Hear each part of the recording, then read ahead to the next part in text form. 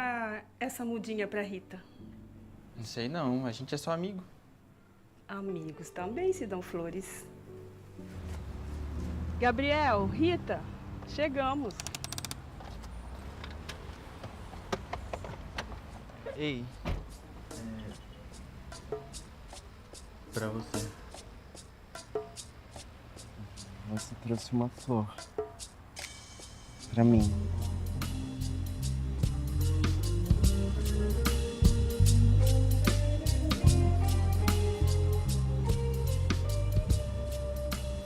Tá apaixonado, é, Gabriel?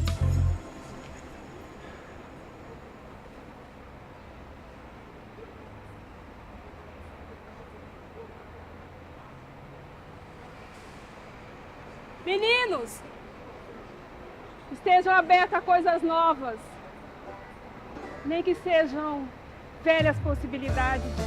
Incrível é ter um sonho no qual não se quer acordar, fechar os olhos e poder mergulhar. Voltamos a apresentar o Cultura Livre. Há mais de 5 anos, o nosso encontro semanal com a cultura mato-grossense. Nessa noite a gente vai falar sobre o filme Lírios e para falar um pouquinho de como que foi produzir esse filme, a gente recebe aqui a Lupe Capitani, diretora e roteirista, e Luan Melo, produtor e integrante do coletivo Bora Fazer Filmes. Boa noite, Lupe, tudo bem? Seja bem-vinda. Uma honra ter você aqui. Luan, seja bem-vindo ao Cultura Livre. Que bom ter vocês aqui e poder falar sobre Lírios. A gente que esteve lá na estreia do filme, que foi assim, muito especial, muito especial. A gente ficou assim, muito emocionado com o filme mesmo e com a proposta que vocês trouxeram. A gente está muito feliz que tenham mais filmes com essa temática, necessário, urgente e muito importante. Eu fico até emocionada em falar. Mas conta aí pra gente, Lupe, você que é a diretora, né, que também criou essa história. Como que surgiu a ideia de Lírios e o que te motivou também a contar essa história? Uma das principais motivações de Lírios foi a falta de filmes assim, né? A gente não pode falar que é o primeiro filme que fala sobre as temáticas de forma leve, porque não é, mas também está longe de ser algo comum, né? E a falta dele, é difícil você achar curtas e longas que retratem isso, né? Então, eu me inspirei porque é minha vida, de certo modo, ali, né? Eu sou uma pessoa muito romântica, sempre gostei muito de romance, vivi vários romances, vivo vários romances, né? E cada um para mim é muito especial, só que eu ficava naquilo, agora chegou a fase de chorar no romance, e como que eu vou assistir alguma coisa para continuar acreditando? E não tinha, não tava achando. E eu falei, cara, preciso escrever, preciso também juntar o útil ao agradável, que é sair um pouco de dentro de mim, transformar, materializar aquele sentimento e, ao mesmo tempo, transformar, assim, em algo que outras pessoas também, como eu, precisam assistir, né? Outras pessoas trans, pessoas que não têm, que são negadas ao afeto amoroso, né? Socialmente falando, assim. Exatamente. O roteiro foi inspirado em poemas e vivências suas, né? Como que foi transformar essas experiências numa narrativa cinematográfica, né? Além de mim, que eu sou a primeira roteirista, a gente tem outros dois roteiristas, que é o Matheus e o Lucas, né? Mas, a primeiro momento, quando eu escrevi o roteiro, eu estava muito, muito insegura, porque são 20 poemas meus que eu escrevo, muito poemas. Eu gosto muito de escrever esse lado mais imaginativo, né, imaginário das coisas. E aí eu fiquei pensando, cara, será que eu vou conseguir transformar isso no real? Será que eu vou conseguir trazer isso? E aí, de muito insistirem, né? O Luan foi uma pessoa que insistiu muito. Manda para a Maualab, que era Nossa, é um concurso de roteiro. Era um concurso de roteiro. E aí eu falei, será? Eu vou fazer. Aí, faltando 2 dias, assim, para fechar, eu fiz. Aí, Matheus também ajudou. Aí, falei, vamos mandar. Nem acreditando que ia passar, passou. Eu falei, então tá. E fui levando, assim. E aí, quando eu fui vendo também, eu falei, cara, vamos dar uma refinada melhor? Demos uma refinada, assim, com o tempo. E conforme eu fui tendo outras vivências, né? Porque não foi um roteiro que a gente ficou estático sempre. Ele sempre foi com modificações. E conforme eu ia vivendo outras coisas, outras experiências, eu achei que dava uma encaixada melhor ali, talvez. Foi de algum modo insegura, fiquei bem segura, assim, mas ao mesmo tempo, sabe quando você está com aquela insegurança no fundo, sentindo que vai dar certo? Eu fui assim, escrever Lírios foi tipo, eu falei, não tem mais o que eu possa oferecer do que eu mesma aqui dentro, então, se não der certo, aí uma pena. Uma pena que vocês não Uma pena porque vocês não vão crer, porque eu que estou escrevendo sobre mim é o que me importou ali. É verdade. E a gente viu que ela foi gravada em Chapada dos Guimarães, que é um lugar também muito mágico, místico, cheio de histórias. E a gente sempre tem aquela coisa, vamos subir para Chapada, é um rolê diferente. Então, conta pra gente também como que esse lugar ele influencia e também se conecta com a sua história. Minha família sempre foi muito pra Chapada. Eu acho que é uma coisa meio comum aqui dos cuiabanos, né? Da gente ir pra Chapada no final de semana, quando dá, né? Ou algum feriado, assim, que dá. E eu tenho... eu chamo de parentes, mas não são meus parentes. São amigos da minha família que me criaram desde a infância também. Que têm residência, que vão muito para lá, ficam muito lá, então a gente acabava indo muito. Inclusive, o lugar onde a gente gravou foi um lugar onde eu passei um ano novo uma vez. Então, eu tinha uma familiarização, assim, com o ambiente. Eu sempre achei Chapada muito intimista, porque é uma cidade de interior, teoricamente, só que é um interior meio... não, como eu posso dizer, não é um interior em questão de civilização, coisas do tipo. É uma questão mais intimista de forma artística, eu digo assim, porque tem muitas pessoas voltadas para a cultura lá dentro da cidade, né? A praça, principalmente, a gente, pelo menos na época que eu ia, tinha muita, assim, muito artesão, muito coisas assim, produzindo coisas ali manualmente, fazendo, e aquilo me encantava muito, né? Aqueles incensos naturais, e eu acho que super fazia sentido para a história de Lírios, porque a gente sai, teoricamente, da vida cotidiana, que seria morar em Cuiabá, e aí a gente mergulha nesse sentimento que é algo mais íntimo. Onde seria? A gente também tinha que trazer uma forma física desse local, né, dessa representação dessa história, e eu pensei, ir para o interior, a gente está indo para o interior do sentimento, então onde pode ser um lugar íntimo, em que talvez não sofra tanto preconceito também, que a gente tem que levar em questões culturais, enfim, dos personagens, né? E a gente falando em personagem, a gente tem da construção aí de um relacionamento entre dois personagens principais, que é Rita e Gabriel. E no roteiro também, na direção, a gente vê o desejo de romper com esse estereótipo, né, de casal e criar uma história de afeto leve e também realista, né, que as pessoas se identifiquem, né? Eu posso viver esse amor, ele é um amor real. Então, como é que foi isso para vocês tentar, né, Luan e Lupe, aí, tentar romper esse estereótipo mesmo, né, nas cenas? Quer falar? Você que criou os personagens. Obrigada. Tô falando demais aqui. Mas a intenção sempre foi deixar muito natural, muito leve, né? Porque, a gente pode usar da ficção para criar algo extraordinário e revolucionário, só que a gente tem que pensar que às vezes o revolucionário também é simples, também é um ato de você dar afeto por outro, já é algo revolucionário, principalmente quando a gente se trata de vivências de pessoas trans, pessoas negras, tipo, não é algo comum, não é algo que a gente vê no cotidiano nas mídias, sabe? Ainda é algo que está começando. Então eu pensei, não adianta eu chegar e querer criar, sabe, a coisa mais extraordinária, impossível de acontecer, quando, na verdade, a gente talvez esteja precisando um pouco do simples, do primeiro afeto ali, sabe? E construir Rita foi uma parte da minha personalidade, assim, tanto Rita quanto Gabriel são parte da minha personalidade, né? Um é mais extrovertido, que é o Gabriel, e introvertido, que é a Rita, né? E, assim, eu tentei também trazer um pouco de como eu me comportava dentro das relações do romance, que é essa coisa de você dar uma hesitada, mas é natural, né? Então, eu sempre trouxe muitos elementos da minha vida para dentro do roteiro para que ficasse natural. Essa ideia sempre foi pensada para que não ficasse aquela coisa muito artificial também, aquelas frases prontas, né?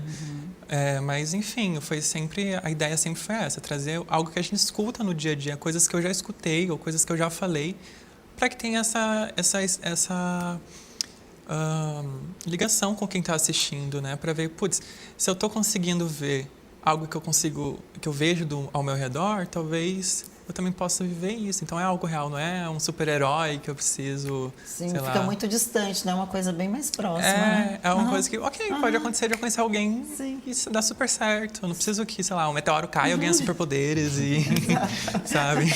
Aí sim, vou viver um romance, não é assim? Não é a vida real. E, Luan, conta pra gente, o Bora Fazer Filmes é um coletivo de pessoas LGBTQIAPN+, e racializadas. Como a composição desse coletivo influencia nessa prática da produção de filmes que o coletivo traz, né? Agora com Lírios, mas também outras produções. Então, a Bora Fazer Filmes é um coletivo que nasceu lá na UFMT, né? E a gente se criou lá, a gente se construiu lá. E a gente tem essa característica, né? A maioria de nós somos pessoas LGBTs. A gente tem 50% de pessoas racializadas e recentemente também a gente conseguiu a marca de 50% de mulheres na equipe, porque a gente queria equiparar também essa questão, né? E porque existe também esse estereótipo, né, dos homens serem a parte do cinema. E aí vem também a própria Lupe, né? Ela foi a líder daquele projeto, a gente estava trabalhando ali em volta dela e exatamente para trazer a autonomia que ela queria trazer para o filme, né? E acho que essa construção que a gente fez foi sempre pautada nisso, né? A gente ter essa liberdade criativa, mas a gente também poder garantir que a gente faça, né? Porque a gente produzir um filme, um curta-metragem, ainda mais um longa ainda mais, né?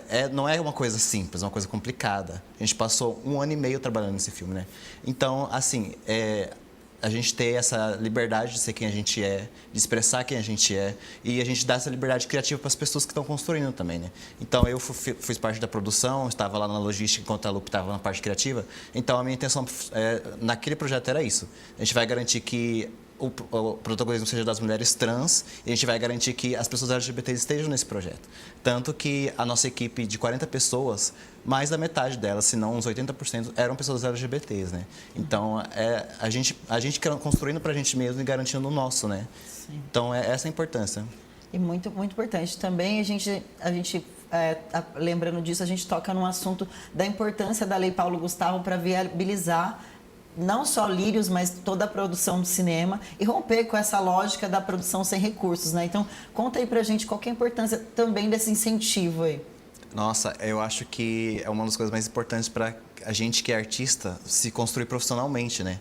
Porque, como eu falei, o cinema não é uma coisa simples e não é uma coisa que é feita por uma pessoa só. A gente estava em 40 pessoas. Como que a gente alimenta essas 40 pessoas, né? Como que a gente garante que essas pessoas estejam bem para trabalhar? Porque fazer filme é complicado, é extenso, né? E aí, esse subsídio que o governo traz, que a prefeitura trouxe, foi a prefeitura de Cuiabá que a gente conseguiu o edital pela Paulo Gustavo, faz toda a diferença pra gente, sabe? Pra gente conseguir dignidade, a gente conseguir plenitude na criação, a gente conseguir que os nossos tenham. Tipo, a gente tá trabalhando já há quase 3 anos no audiovisual, né? E agora a gente está tendo esse vislumbre de conseguir realmente trabalhar e conseguir ser pago para isso. Então, isso faz toda a diferença na vida de um artista, né? E é isso, tipo, está se desenvolvendo uma indústria audiovisual aqui no Mato Grosso. Ela já vem de muito tempo, mas agora ela está criando esse ímpeto de se construir, sabe? Só no ano passado, ali no nosso núcleo do audiovisual na universidade, são inúmeros filmes, sabe? É uma construção muito grande. Então, ter essa garantia de subsídio, de orçamento, de investimento faz toda a diferença. Garante que a arte esteja viva, sabe? E porque a arte é essa forma de expressar o que o mundo hoje, o que a gente tem no mundo hoje, né? Lírios é uma expressão disso também, né? Sim, exatamente. Importantíssimo, né, o Lírios, ainda mais porque o mercado ainda falha muito em representar corpos trans, LGBTQIAPN+. Então, Lupe, como que você vê o papel de Lírio, né, dentro desse contexto, né? Que você teve a diretora é uma pessoa trans, realmente uma atriz trans, né? Então, conta aí pra gente fala um pouquinho sobre isso.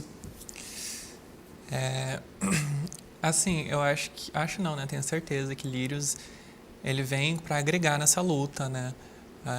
Como eu falei, ele não é um precursor de nada, mas ele é uma pilarzinha ali que ajuda bastante, né? Porque ainda mais que a gente está no estado de Mato Grosso e a gente sabe como os corpos de pessoas trans são vistas e marginalizados, né?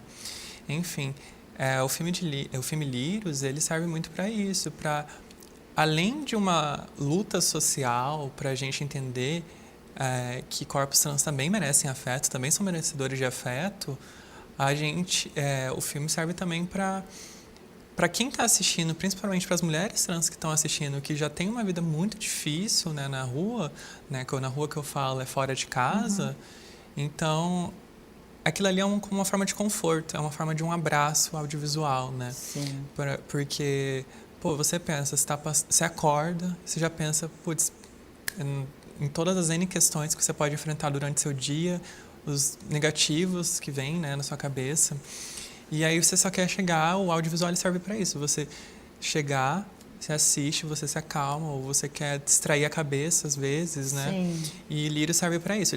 O papel de Lírios para as pessoas trans, de algum modo, também é para confortar, para você assistir, para você assistir aquilo com o coração quentinho do tipo, ok, a minha realidade não precisa ser o que eu estou vivendo agora, eu consigo ter outras possibilidades de realidade, eu não preciso só ser